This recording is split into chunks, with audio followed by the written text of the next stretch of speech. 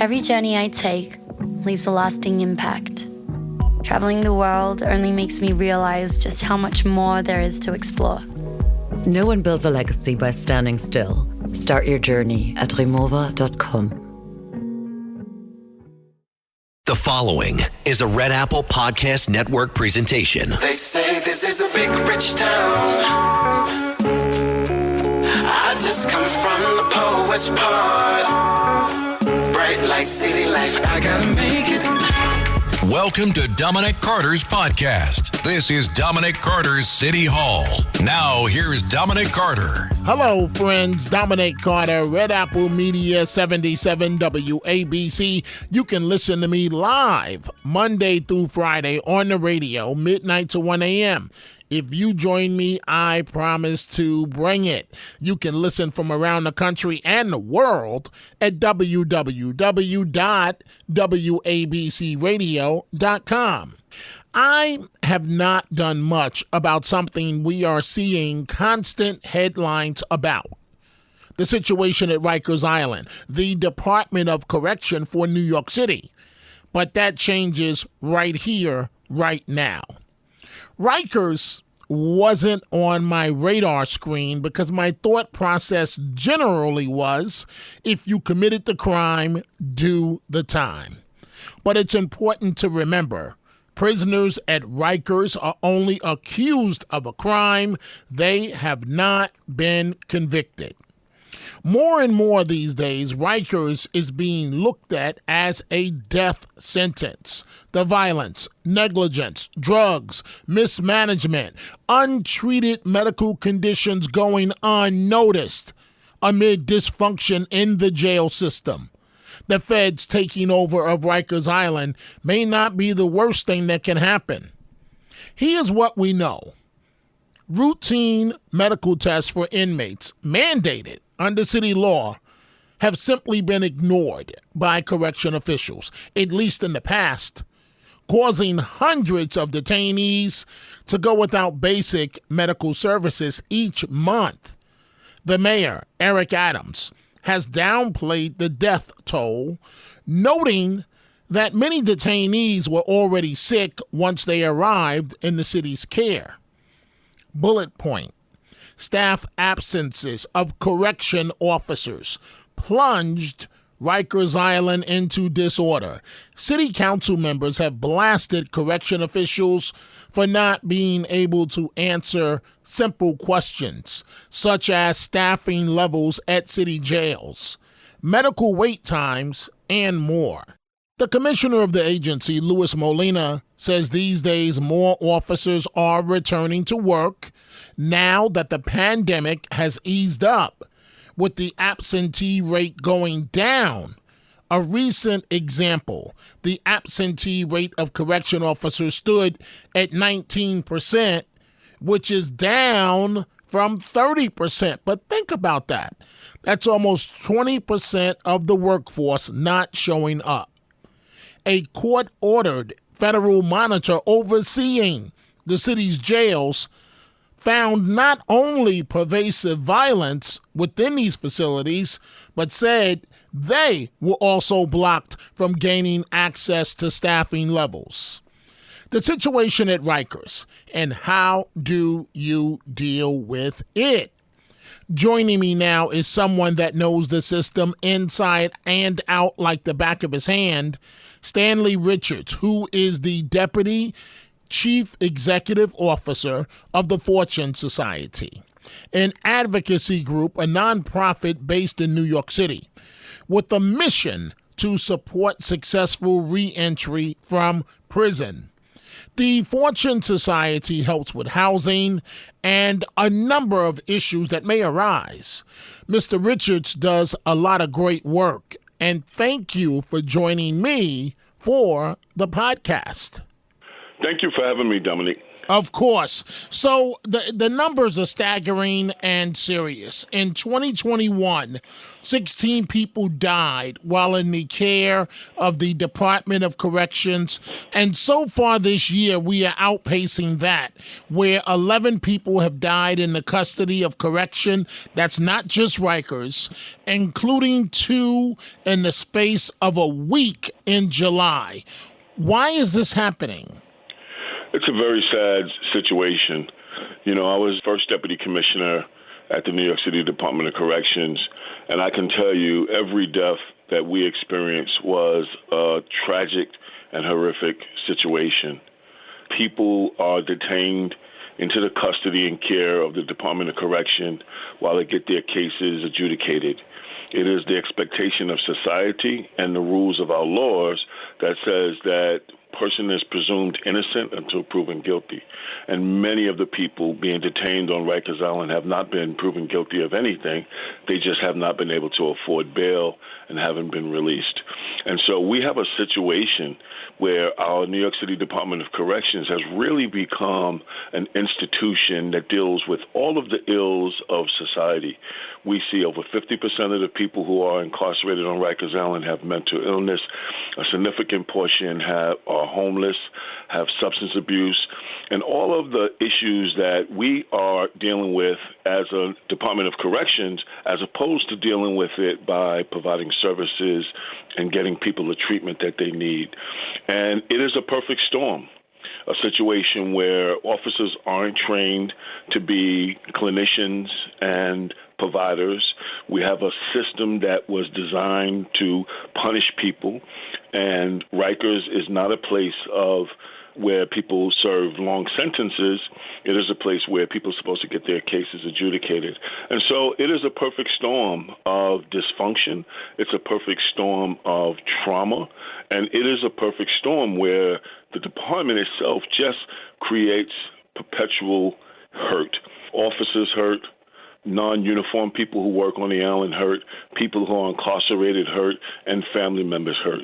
And it is time for us as a society to say enough is enough. We are not going to do it.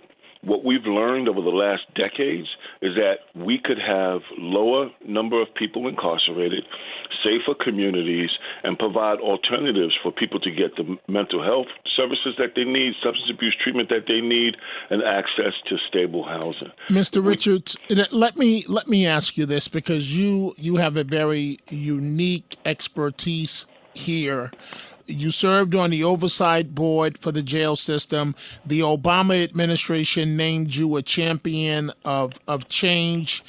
And yet you were also formerly incarcerated yourself. You and I are each natives of the Bronx. Yes. And you spent 2.5 years on Rikers in the 80s before serving 4.5 years of a 9-year prison sentence. So from your unique perspective, talk to me, please, because I'm trying to understand what's going on about the solutions. How do we get out of the mess that we're in right now with Rikers?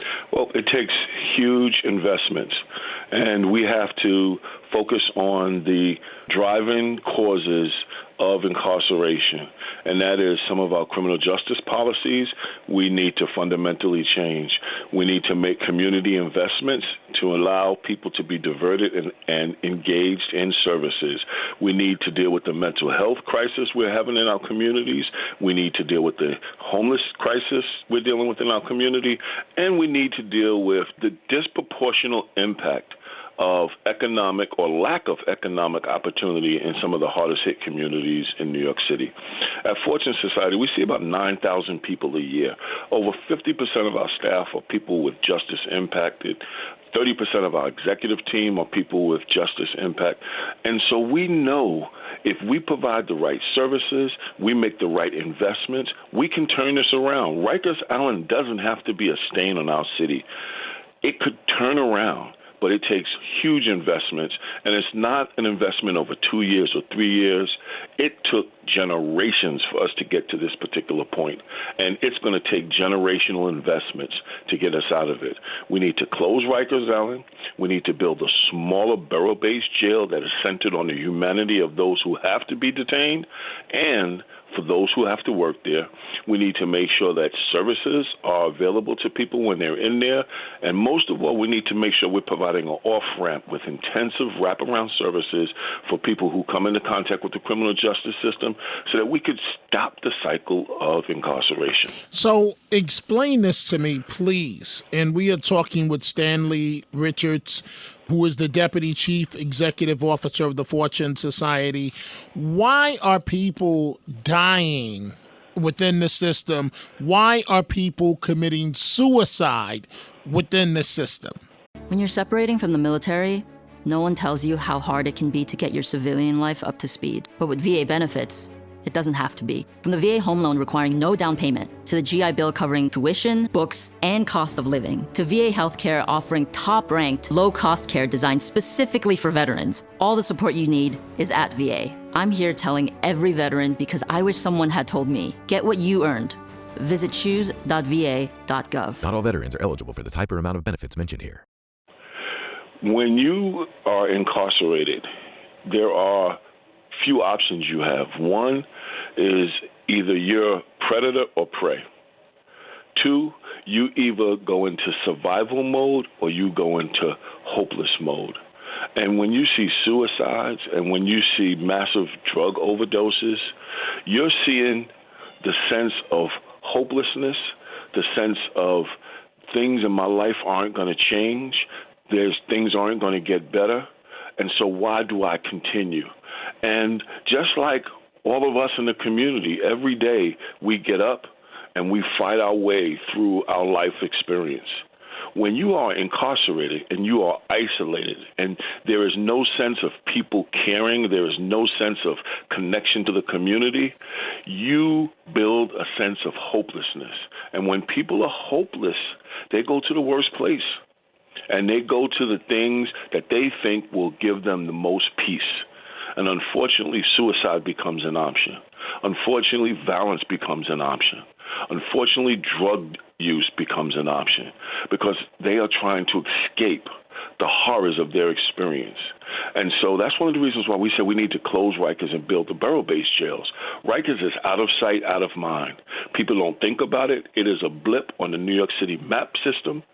People don't hear about Rikers. They don't think about Rikers. But there are real lives, both from officers and from incarcerated people that are impacted by that system. You know, Mr. Richards, this is why I wanted to speak with you, because I've never thought about it from the perspective of what you just said in the last minute about people losing their spirit, losing their hope, and giving up. And so you bring a very unique expertise to this problem. For anyone not familiar with the Fortune Society, talk to me about your nonprofit organization. And when you say assisting justice-involved individuals, that means individuals that have served time. What exactly does that mean? Thank you for asking, Dominic. It's a broad definition. Someone who may have served time, someone who was arrested, anybody that was touched by the system of incarceration and the judicial system. And so, as I said, we see about 9,000 people a year. We've created a multiple point of entry service organization. We provide everything from licensed mental health services, licensed drug treatment, employment services, education, family reunification, food and nutrition. We provide a safe space for people to do the transformative work that they need to do to turn their lives around. We describe our mission as seeing the beauty in people before they see it in themselves. And our job, when they walk through our door, is to say, it doesn't matter what you did, it doesn't matter how long you served. We're not judging you based on what you did or where you've been.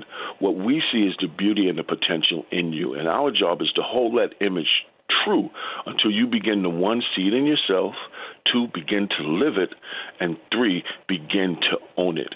And we've seen the transformative power of hope. We've seen the transformative power of community and healing from trauma. We've seen the powerful effects of that. And what we have been saying to the city and what we have been saying to the nation is the time to change it is now. We have been down this road with massive incarceration for decades. It hasn't brought us safer communities. It hasn't brought us thriving communities. It hasn't brought us thriving families. It has been traumatic for the families. It's been traumatic for the communities. And it has been damaging to the people who cycle in and out. And the time to stop it is now. And we can do it. We are bold enough, we are committed enough, and we are smart enough to make it happen. We are chatting with Stanley Richards, the Deputy Chief Executive Officer of the Fortune Society. I'm wrapping up here. I only got another minute or two left here. I know that the Fortune Society provides permanent supportive housing, but what are the services people most need when they come to you initially, immediately? There's like a handful of services that people need to begin the process. One is housing, as you just described, and we've been providing supportive reentry housing. Two is a job, economic stability. They need to be able to earn a living. They need to be able to see that they can contribute to themselves, their family, and their community. Three, if they have an addiction, they need to manage their addiction through treatment and support groups. Four, if it's mental illness, they need to get involved in mental health care to either get medication or get the treatment that they need to stabilize themselves. When those things happen, it is the foundation for people to change their lives. And then the fifth piece is family reunification, the kind of healing that needs to happen between individuals who are coming home and their families, making sure that families have the resources to welcome people home so that the family doesn't have an additional stressor, and making sure that individual has the communication skills to be able to talk to their family about their experience of incarceration and the kind of trauma that they had to live through and the way that they had to go through survival mode, and now coming into a family to change out of survival mode into thriving mode. And so we provide those services at Fortune Society, and we make a lifetime commitment because this isn't a switch. It's not like you turn off a switch and all of the experiences of incarceration go away. We need to make long-term investments, build strong communities, and focus on the people. I close this way. And thank you for joining us on the podcast. Where can our listeners go to learn more about you? Because you have a remarkable life story yourself. And I mean, you are the sheer definition of turning a negative into a positive, all the way to being acknowledged by the former president of the United States. But where can we find out more about you and the work of the Fortune Society? You can go to the Fortune Society website, www.fortunesociety.org. You can follow us on Facebook, Twitter, Instagram, sign up for our newsletter. We do a lot of policy work, and we try to educate the public about the realities of our criminal justice policies and offer solutions to bring about safer communities, healthier communities, and thriving communities. Stanley Richards, the Deputy Chief Executive Officer at the Fortune Society. Thank you for enlightening us. Thank you for joining us on the podcast. And man, I am really on a personal level impressed with you, your dedication, your work, and how you're trying to help others. Thank you very much. Thank you for having me, Dominic. And thank you for elevating this conversation. We need to be having a conversation about it, and then we need to be able to take action. And it's voices like you, it's perspectives like yours that will allow us to continue to have this conversation. So thank you. Again, Stanley Richards of the Fortune Society.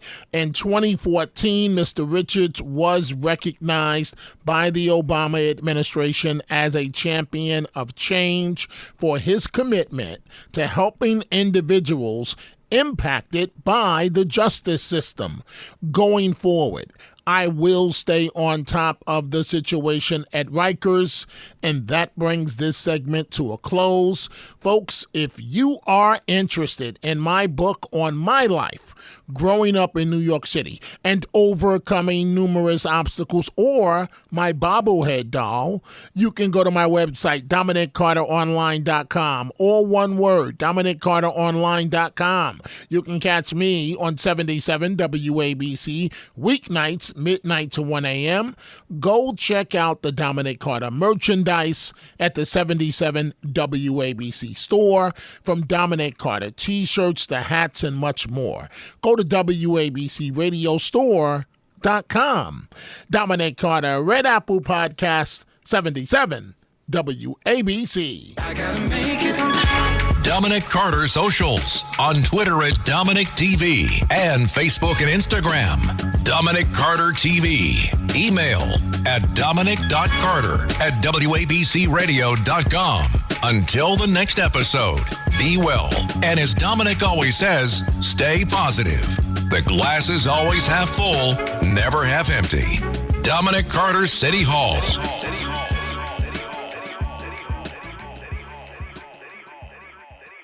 News Over Noise is a podcast that helps you separate inflammatory spin from good, fact-based journalism. We talk about what makes for good and not so good reporting and share strategies for how you can balance your desire to stay informed with the need to protect your well-being.